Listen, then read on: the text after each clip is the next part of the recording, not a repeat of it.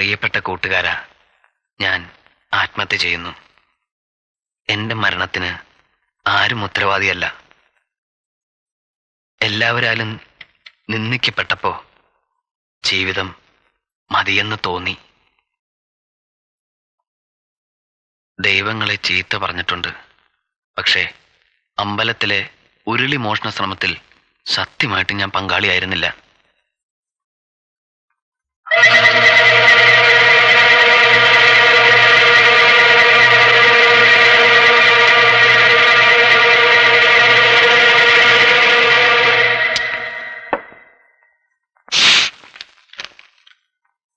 തൊഴിലില്ലായ്മയ്ക്ക് മുന്നിൽ ദൈവത്തെ പുനരുദ്ധരിക്കാനുള്ള കമ്മിറ്റിക്കാരോടുള്ള ദേഷ്യം വടക്കേലെ ദിനേശനും കൂട്ടരും ചേർന്ന് തീർത്തപ്പോ അറിയാതെ ഞാനും അതിലൊരു കുറ്റക്കാരനായി. സംഭവം നടന്നെന്ന രാത്രി ആൽത്തറയിൽ അവരോടൊപ്പം ഉണ്ടായിരുന്നു എന്ന് സത്യമാണ്. പക്ഷെ സുഹൃത്തെ, ഞാൻ നിരപരാധിയായിരുന്നു. പ്രശ്നങ്ങളെല്ലാം ഒതുക്കി തീർത്തിട്ടും പിന്നെ എന്തിനിങ്ങനെ ഒരു ശ്രമം എന്ന് നീ കരുതുന്നുണ്ടാവും. അതിനുശേഷം വീട്ടിലെ സ്ഥിതി വളരെ ക്രൂരമായിരുന്നു. എനിക്കൊരു തൊഴിൽ കിട്ടിയാലേ പാർട്ടീഷൻ നടത്താൻ പറ്റുള്ളൂ എന്ന അമ്മയുടെ തീരുമാനത്തിൽ കലി പൂണ്ട് കഴിയുന്ന പെങ്ങന്മാർക്കും അളിയന്മാർക്കും മുന്നിൽ ഞാനൊരു ബദ്ധശത്രുവായി മാറി. ഇരട്ട കുട്ടികളുടെ ഭാവി സുരക്ഷിതമാക്കാൻ സമ്പാദിച്ചതെല്ലാം മാഞ്ചിയം തേക്ക് പ്ലാന്റേഷനുകളിൽ തൊലഞ്ഞയിലുള്ള ദേഷ്യം മൂത്ത അളിയനും പെങ്ങളും എന്നോട് തീർത്തു. വെറും ഒരു ഡ്രിൽ മാഷായ അളിയൻ രാമുണ്ണി മാഷും 1ാം ക്ലാസ്സിൽ തറയും പറയും പാഠം ചൊല്ലിക്കൊടുക്കുന്ന ചേച്ചി മഹാലക്ഷ്മി ടീച്ചറും തരം താഴ്ന്ന രീതിയിൽ എന്നോട് സംസാരിച്ചു. പട്ടാളക്കാരെ ഭർത്താവിനപ്പുറം മറ്റൊരു ലോകമില്ല എന്ന് വിശ്വസിച്ച് കഴിയുന്ന 2ാമത്തെ പെങ്ങൾ വിജയലക്ഷ്മി നാഗാലാൻഡ് അതിർത്തിയിൽ എവിടെയോ തൂക്കുമായി കാവൽ നിൽക്കുന്ന ഭർത്താവിന്റെ മാനം ഞാൻ കാരണം നശിച്ചു എന്നാണത്ര ചേച്ചിയുടെ വാദം. 6 മുഴത്തിന്റെ പാതിയാണല്ലോ 3 മുഴം. 2 പെഗ്ഗടിച്ചാൽ കോംപ്ലക്സ് വർക്ക് ചെയ്യുന്ന പോസ്റ്റ്മാൻ അളിയൻ ബാലകൃഷ്ണൻ അന്ന് എന്നെ ഒരുപാട് തെറി പറഞ്ഞു. പെങ്ങളുടെ അംഗവൈകല്യത്തിന്റെ ഔദാര്യത്തിൽ ഭർത്തൃപദം കിട്ടിയ നീർക്കോലിയോട് പോലും എനിക്ക് ക്ഷമിക്കേണ്ടി വന്നു. ക്ഷമ കഴുതയുടെ ഗുണമാണെന്നറിഞ്ഞു തന്നെ. ആശ്വസിപ്പിക്കാൻ അമ്മ മാത്രം. പക്ഷേ എന്റെ നിരപരാധിത്വം അമ്മ പോലും വിശ്വസിച്ചിരുന്നില്ല. അമ്മയുടെ ഭാഷയിൽ പറഞ്ഞ 7.5 ശനിയാണത്ര എനിക്ക്. മകനെ സ്ഥാപിക്കാൻ ശനിയെ പഴിക്കുന്ന പാവം എന്റെ അമ്മ. എല്ലാം പൊറുക്കാം. പക്ഷേ അവളും എന്നെ വെറുത്തപ്പോ സഹിക്കാൻ പറ്റിയില്ല. വിശ്വാസമില്ലാഞ്ഞിട്ടും ദൈവങ്ങളെ പിടിച്ച് ഞാൻ ആണയിട്ടു. പക്ഷെ അവൾ എന്നെ വിശ്വസിച്ചില്ല. മുറച്ചെറുക്കൻ അരവിന്ദാക്ഷൻ പോലീസുമായുള്ള കല്യാണത്തിന് അവൾ സമ്മതിച്ചത്രേ. തീർച്ചയിച്ചു ഈ വരുന്ന 13-ാം തീയതി അവൾ സുമംഗലിയാവട്ടെ. ഈ മരണവേളയിലും ഞാൻ ആശംസിക്കുന്നു. അവസാനമായി ഒരപേക്ഷ കൂടിയുണ്ട്. എന്റെ ശവത്തിൽ സ്നേഹപൂർവം ഒരു റീത്ത് സമർപ്പിക്കാൻ അവളോട് പറയണം. ആ റീത്തിൽ നിറയെ ചെമ്പകപ്പൂക്കളുണ്ടാവണം. കാരണം ഞങ്ങൾ അവസാനമായി പിരിഞ്ഞത് നമ്മുടെ അമ്പലപ്പറമ്പിനടുത്തുള്ള ആ ചെമ്പകച്ചൂട്ടിൽ വച്ചായിരുന്നു. നിർത്തുന്നു. ഹൃദയപൂർവം, പരേതൻ.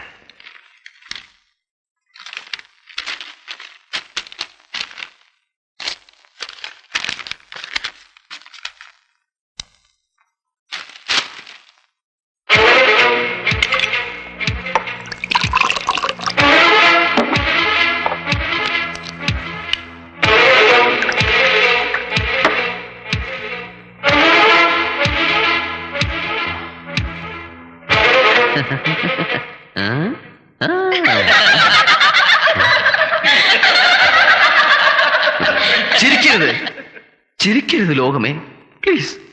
എന്നെ പരിഹസിക്കരുത്, പ്ലീസ്. അറിയാം, മരണം ഒന്നിനും ഒരു വിരാമമല്ല. പക്ഷേ ഭൗതികമായ എല്ലാ മാരണങ്ങളുടെയും നിവാരണം മരണം മാത്രമാണ്. അനിവാര്യമായ ഒരു പര്യവസാനം. എനിക്ക് മരിച്ചേ പറ്റുള്ളൂ. മരിച്ചേ പറ്റുള്ളൂ. Bye bye Kunhanandan.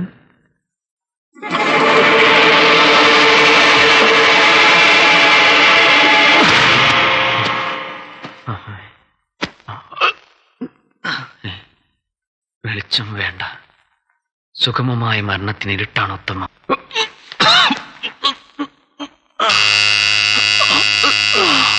അയ്യോ,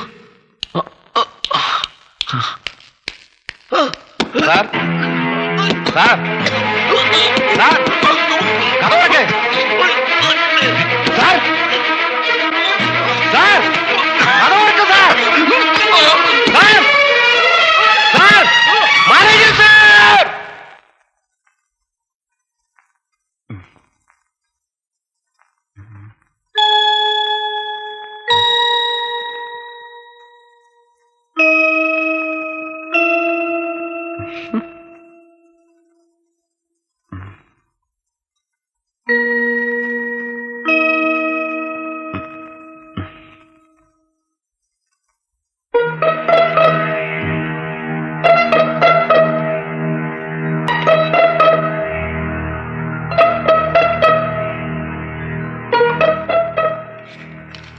പോരല്ലോ, റെസ്റ്റോറന്റ് ബില്ലിൽ 200 രൂപ ഇനിയും ബാക്കി. അപ്പൊ ടോട്ടൽ എത്രയാ ബില്ല്? റെസ്റ്റോറന്റ് ബില്ല് മാത്രം 2800 രൂപ. അദ്ദേഹം ഒരു ദിവസം മാത്രമല്ല അവിടെ സ്റ്റേ ചെയ്തിട്ടുള്ളൂ മിസ്റ്ററെ. അതെ, പിന്നെ പക്ഷെ തിന്നതോ ജയിലിൽ നിന്ന് വന്ന പോലെയാ. അയ്യോ, chicken 65, chicken tikka, chicken noodles, chilli prawns, ginger prawns, golden prawns, mutton dry fry, slide fish വിത്ത് vegetables, chicken Manchurian, chicken tandoori എല്ലാം ചേർത്ത് 2800 രൂപ.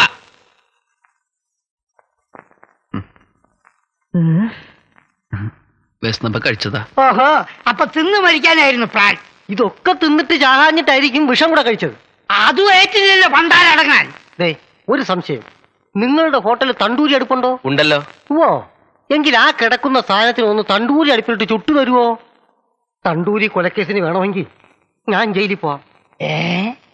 അത് വേണോ ബാലകൃഷ്ണ? വേണം. എന്തായാലും ഒരു ആശ്വാസമുണ്ട്, ചത്തില്ലല്ലോ. ചത്ത ഞങ്ങളുടെ ഹോട്ടലിനാ ചീത്തപ്പേര്. ജീവിച്ചാ ഞങ്ങൾക്കും. എന്തായി?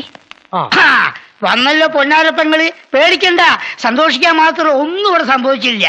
പൊന്നാങ്ങളുടെ വായിക്കരിയിടുന്നതിന് മുമ്പ് ആ ബാഗിൽ നിന്ന് ഒരു 200 രൂപ കൊണ്ട് എടുത്ത്. 200 രൂപയോ? അതെ, ഇദ്ദേഹത്തിന്റെ ഹോട്ടലിൽ വെച്ചായിരുന്നു അദ്ദേഹം മരിച്ചത്.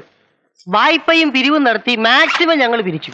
ഇനി ഒരു 200 രൂപയുടെ ഉണ്ടെങ്കിലേ ഡെഡ് ബോഡി വിട്ട് കിട്ടും. എങ്കിലല്ലേ ശവടക്കം ചെയ്യാൻ പറ്റുള്ളൂ. കമോണ്ടറെ,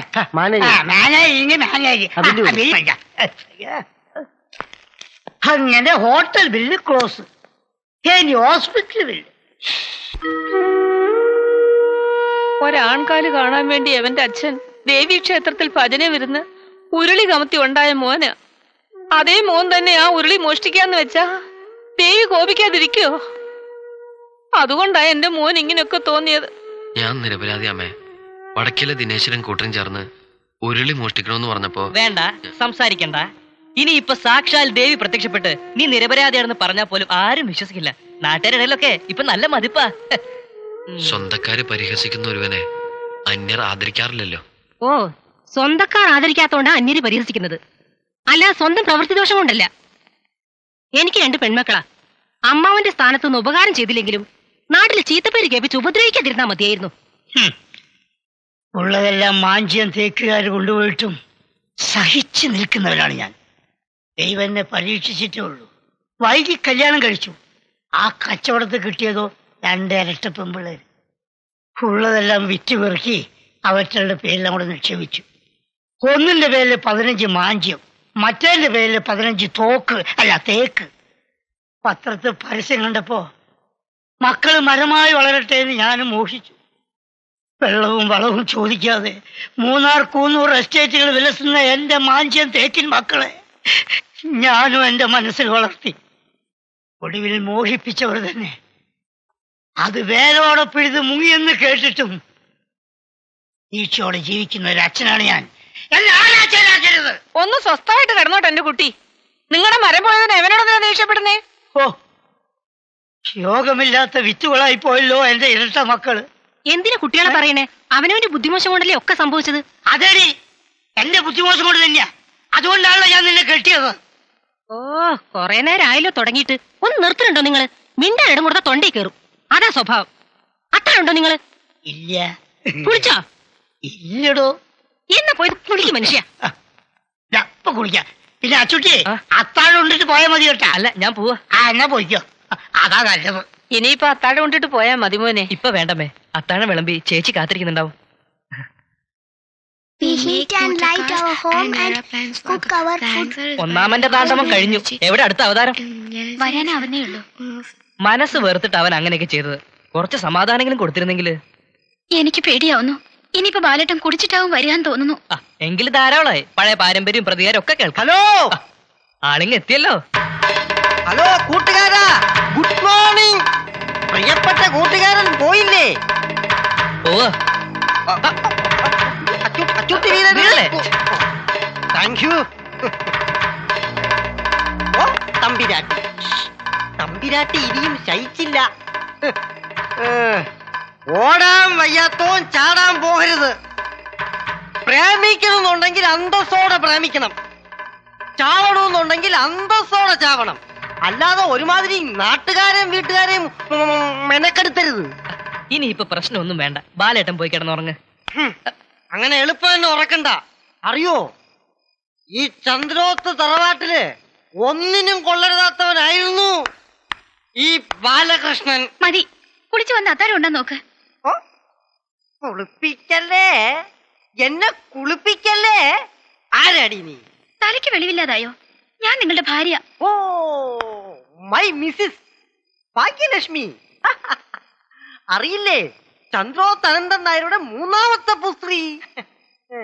എന്നെ ഭർത്താവായി അംഗീകരിക്കാൻ നിനക്ക് പുണ്യം തോന്നുന്നില്ലേ? എന്തൊക്കെയാ പറയണേ? ഇല്ലടി, ഒന്നും ഞാൻ മറന്നിട്ടില്ല.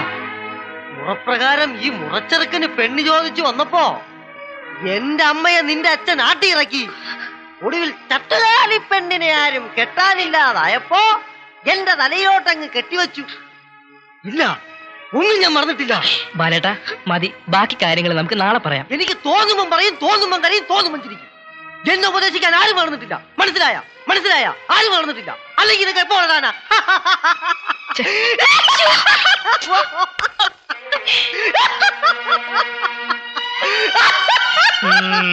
ദേ എങ്ങോട്ടാ? ഒന്ന് മുറ്റം വരെ. എന്തിന്? കള്ളു കുടിച്ചവന്റെ കോമാളിത്തരം കേൾക്കാനോ? എന്നാ പിന്നെ ഇവിടെ നിൽക്കല്ലേ. ഛോ, ഓ, ഇനി തുടങ്ങി. സങ്കടമുണ്ട് അച്ചൂട്ടി, സങ്കടമുണ്ട്. ഒന്നും മറക്കാൻ പറ്റുന്നില്ല. കണ്ടോ ആ കസേര? അതിലായിരുന്നു അന്ന് ചന്ദ്രോത്ത് അനന്തൻ നായർ ഇരുന്നിരുന്നത്. ദേ ഇവിടെ അല്ലടി ഇവൾ നിന്നിരുന്നത്, എന്റെ മുറപ്പെണ്ണ്. ദേ ആ തൂണിന് മറവിൽ ഞാനും എന്റെ അമ്മയും. ആ വാതിലിനപ്പുറത്ത് അമ്മായി തമ്പുരാട്ടിയും പരിവാരങ്ങളും മറഞ്ഞു നിന്നു. അതെ, ഞാൻ ഓർക്കുന്നു. അന്നൊരു ചിങ്ങമാസം 1-ാം തീയതിയായിരുന്നു. അമ്മയും ഞാനും മുറപ്രകാരം പെണ്ണ് ചോദിച്ചു വന്നു. വളരെ പ്രതീക്ഷയോടെയായിരുന്നു. എല്ലാം ഒരുക്കി ഞങ്ങൾ വന്നു. സമ്മതിച്ച ചിങ്ങം 18-ന് കല്യാണം. പക്ഷെ പെണ്ണ് ചോദിച്ചതും എന്റെ അമ്മയുടെ മുഖത്തിട്ട് അനന്തൻ നായർ എന്നൊരാട്ട്. എന്താ പേടിച്ചു പോയ? അല്ല, പെട്ടെന്ന് ആട്ടിയപ്പോ പിന്നെ പറഞ്ഞിട്ടാട്ടാൻ പറ്റുമോ? ഇല്ല, തീർന്നില്ല. എനിക്ക് പെണ്ണ് തന്നാൽ ഈ തറവാടിന്റെ പടി കയറില്ല എന്ന് ആ മൂശേട്ട കഷണ്ടി മാസ്റ്ററുടെ ഒരു പ്രഖ്യാപനം. നാറി പടിയടച്ചു പിണ്ടം വെച്ചാലും പടി വിട്ടിറങ്ങില്ല ആ കോന്തം ആയിരുന്നു. എനിക്കല്ലേ അറിയൂ. അയാള് ചീള്. കള്ളു കുടിച്ചാ വായിച്ചിരിക്കണം. ആണോ? ആണോ? എന്നാലൊന്ന് കിടന്നാട്ടെ. എന്തിനാണോ കിടക്കണത്? കള്ളു കുടിച്ചാ വയറ്റിലിരിക്കണമെന്നല്ലേ പറഞ്ഞേ? ഒന്ന് കിടന്നു തരാതെ ഞാൻ എങ്ങനാ ഈ വയറ്റിലോട്ട് കയറി ഇരിക്കണേ? ഇത് ബഹളം. അത്താഴം കൊണ്ടിട്ട് ഉറങ്ങാറായില്ലേ ഇതുവരെ? അയൽവക്കക്കാരെ കൊണ്ട് പറയിപ്പിച്ചിട്ട് അടങ്ങും നിർബന്ധ. എടാ അച്ചൂട്ടി, നീ പോയില്ലേ? എങ്കി പോ. കള്ളും കുടിച്ചൊന്ന് വേണ്ടാതിനും പറയുമ്പോ അമ്മ എന്താ ഒന്നും മിണ്ടാത്തെ? എടാ ബാല, സുരേഷ, അടിയൻ ഞാൻ പലവട്ടം നിന്നോട് പറഞ്ഞിട്ടുണ്ട് കള്ളും കുടിച്ചോണ്ട് ഈ വീട്ടിനകത്ത് ഇങ്ങനെ കയറി വരരുതെന്ന്. എടാ, എവിടെ അച്ഛൻ എങ്ങാണ്ടോ ഒരു കാലത്ത് ഏതാണ്ടോ പറഞ്ഞെന്ന് വെച്ചാൽ നീ എന്താടാ എപ്പോഴും അവളെ ഇങ്ങോട്ട് കരയിപ്പിക്കുന്നത്? അവള് കരയണം. ആഹാ. ആ കണ്ണീര് കാണണം. അങ്ങ് അകലെ നിന്ന് രണ്ട് ആത്മാക്കൾ, എന്റെ അമ്മയും ദുഷ്ടനായ ഇവളുടെ അച്ഛൻ അനന്തൻ നായരും, അമ്മായിയുടെ ഭർത്താവ്. That is my revenge.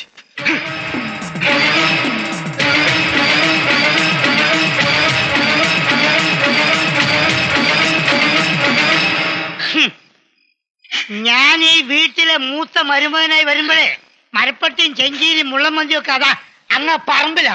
ഇപ്പൊ അതെല്ലാം കൂടി ഇന്ന് അകത്തായി. 2 പെൺമക്കളാ എനിക്ക്. അതാ ഇരിക്കുന്ന കണ്ണുറന്ന് നോക്കുക. എന്താ ഉള്ളതെന്ന് വെച്ചാൽ വീതിൽ ചെന്ന എങ്ങോട്ടെങ്കിലും പോവായിരുന്നു. സ്വസ്ഥായിട്ട് കഴിയാലോ. കഴിഞ്ഞ ആഴ്ച കൂടി ചേട്ടൻ എഴുതി ചോദിച്ചു പാർട്ടീഷന്റെ കാര്യം എന്തായെന്ന്. ഞാൻ എന്നും പറയാറുള്ളതാണല്ലോ, കുഞ്ഞനന്ദൻ ഒരു വഴിക്ക് എത്താതെ ആരും ഇവിടെ സ്വത്തോഹരിയുടെ കാര്യം ആലോചിക്കണ്ട. വിഷം കഴിച്ചിട്ട് പോലും ഒരു വഴിയിലെത്താത്ത കുഞ്ഞനന്തൻ ഇനി ഏത് പെരുവഴിയിലെത്താനാ? കൂടപ്പറപ്പുകളെ ആരെയും എനിക്ക് വിശ്വാസമില്ല. എന്റെ കണ്ണടഞ്ഞ പിന്നെ എന്റെ മോൻ ആരും ഉണ്ടാവില്ല. അവന് കണ്ടക ശനിയ. എന്റെ ദേവി, എന്റെ മോനെ കാത്തോളെ. കണ്ടകശ്ശേരി കൊണ്ടേ പോകുന്ന ഇത് കൊണ്ടുപോകുന്നില്ല. ഇതെന്തൊരു പരീക്ഷണ ഭഗവാനെ.